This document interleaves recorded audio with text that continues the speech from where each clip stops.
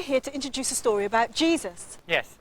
You know who Jesus is, don't you? He was a man who lived a long time ago. But he was much more than that. He healed people and showed people what they were really looking for in life. And he did incredible things like making a storm die down and feeding a whole crowd of people with just a few pieces of bread and some fish. Anyway, you might have heard some stories about Jesus before.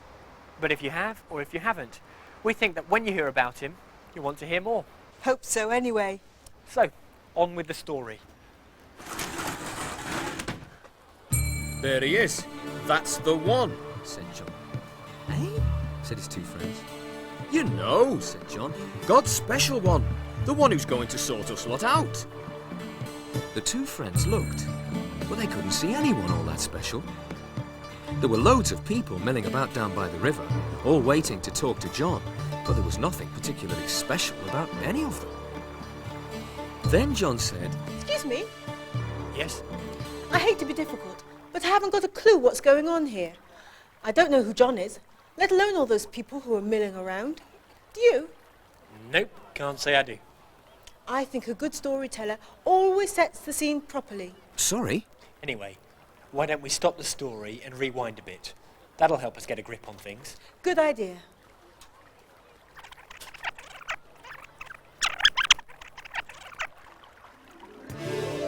John was known as the baptizer. This meant that people would come to see John down by the river. He'd teach them all about God, and then he'd dunk them in the water as a sign that God wanted to forgive them and give them a clean start. But what do we do now that we've been baptised? Asked one young man. Well, God has forgiven you for all you've done wrong because you've come to him and said you're sorry, so just go and live a good life from now on, said John. But how? Moaned one woman standing in the queue. You haven't got my mother-in-law to put up with. And you haven't got my business partner trying to swindle money from you all the time, said another man. I can't do anything about that, said John. You'll have to wait for a bit. But when God's special one comes, he'll really sort your lives out.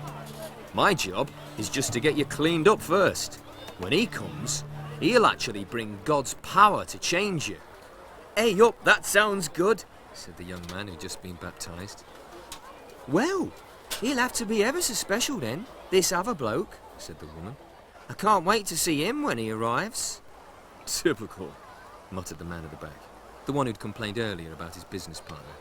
We come all this way out here, and it turns out that John's only got half the answer. I mean, he's just God's first instalment. Hey, I want my money back. You haven't paid any money, said one of John's friends. Now, do you want to be baptised or not? Then, one day, John was baptising people as usual when he saw his cousin Jesus in the crowd by the water. But instead of calling out to Jesus, John thought for a moment, decided that the time was right, and then turned to the two friends standing next to him. There he is. That's the one, said John. Eh? Said his two friends. You know, Said John. God's special one. The one who's going to sort us lot out. The two friends looked, but they couldn't see anyone all that special. Well, he's the one that I told you about earlier, said John. If you really want to find out more about God, I should follow him. So the two friends looked at each other and set off.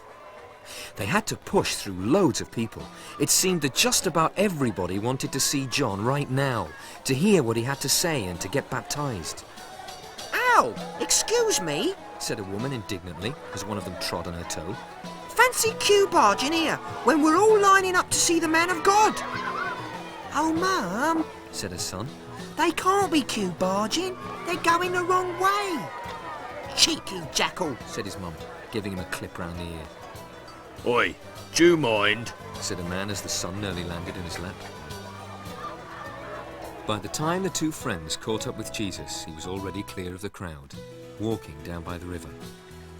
Hang on, said one. Perhaps he wants to be alone. But just as he said this, Jesus turned around. What do you want? Said Jesus. Please, sir, said one of them. we want to see where you live. said the other. What'd you say that for? Hissed his friend in his ear. But Jesus seemed to think it a perfectly normal thing to want. He grinned. Why don't you come and see? He said. So they went to where Jesus was staying and had a nice drink of pomegranate juice together. After that, they just chatted and chatted. Jesus asked them all about themselves, and they told him. They couldn't believe what a good listener Jesus was. He really seemed to listen to everything that they said, making them feel ever so important. Then Jesus talked to them about God. But it was different from when the elders of their people or even their friend John talked about God. They'd always known that God was powerful. And when Jesus talked about God, God seemed more powerful than ever, but he also seemed kind. And he even seemed fun. And God seemed more real to the two friends than he'd ever seemed before. Hang on, said one of the friends, whose name was Andrew. Do you mind not saying any more till I get my brother Simon? I'd like him to hear all this stuff. Jesus laughed, but Andrew was already hurrying off.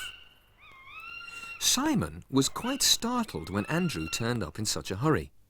What's up? He said, as his brother grabbed him by the sleeve and started dragging him along. Quick, said Andrew. I've met the one. Eh? Said Simon.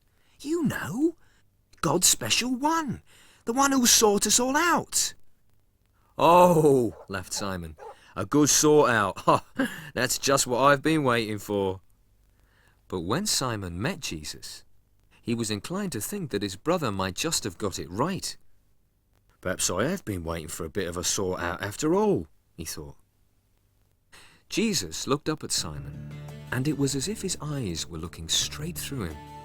But instead of feeling uncomfortable, Simon felt strangely cheery.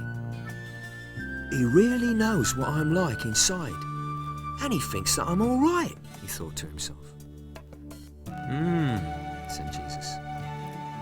You're Simon, aren't you? Yes, sir, answered Simon.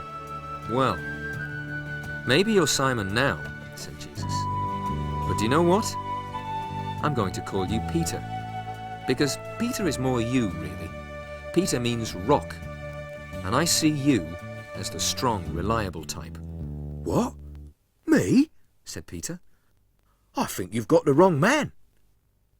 Well, said Jesus, let's wait and see. Well, that was good, wasn't it? Yeah, I suppose so. What's the matter, Yvonne? Well, what I want to know is, what made Jesus so special that those guys wanted to chase after him like that? I don't know. Just natural magnetism, I suppose.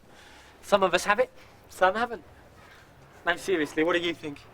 Think it's 'cause the other guy, John, told them that Jesus was the one who would sort everybody out. But it must have been more than that. Otherwise they wouldn't have stayed with him. I think it was something to do with the way he treated them. They could tell that Jesus was somebody special by the way he made them feel special too. I mean, wouldn't you want to be with someone who made you feel like that? Yeah, probably. After all, that's why you hang around me, isn't it?